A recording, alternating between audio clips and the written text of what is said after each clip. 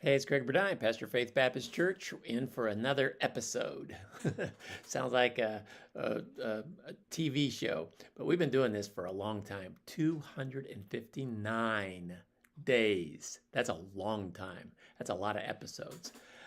So we're going to look at a new book in the Bible, a new prophecy, Hosea. And just to be honest, this is one of the, can I say weird?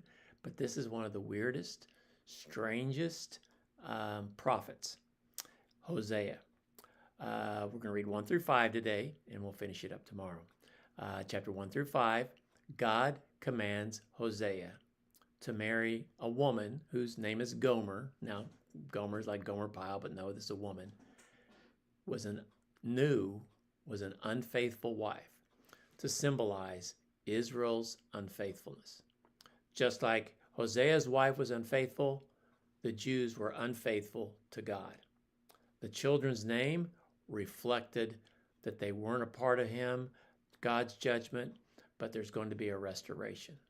So that's the first chapter. The second chapter, Israel's pictured as an unfaithful wife, chasing after other lovers. I hope that's never happened to you, but if that's ever happened to you, that's devastating. Well, that's how God feels. And God does promise judgment, but eventual restoration to Israel because he loves Israel. And he's made a promise to them. He's going to call them back to himself.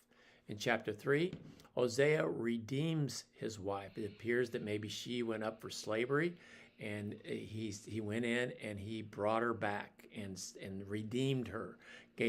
And it symbolizes God redeeming Israel to himself despite their unfaithfulness.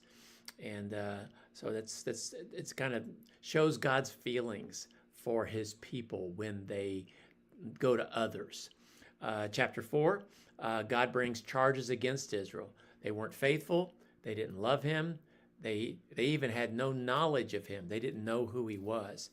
Even the priests and the people, the religious leaders, quote, religious leaders, and the others, they all were corrupt, chasing after idols and immorality. They just weren't where they ought to be, but God still loves them. Chapter 5, God pronounces judgment on the priests, on the people, and on the kings. You're going to be judged. Their pride keeps them from returning to him. You know, a lot of people, it's their pride. They know they've done wrong. They know they need to come back to God.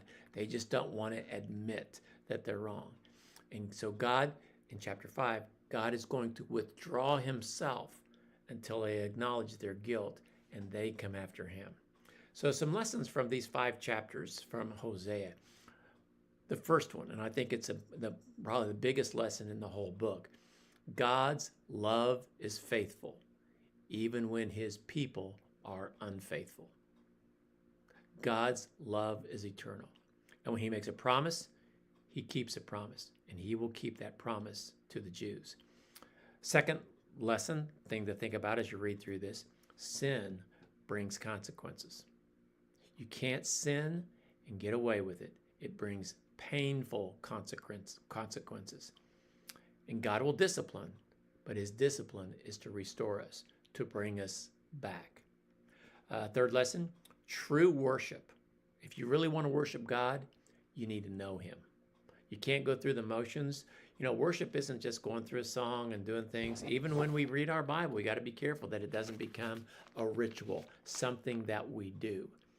We should read God's word to get to know God better. That's why. Because we love him and we want to know what he's like. Treat it as a love letter from a lover. And I think that'll help. Well, enjoy your reading today. We'll finish Hosea up tomorrow. Oh no, we actually won't finish it up. I think we've got some more.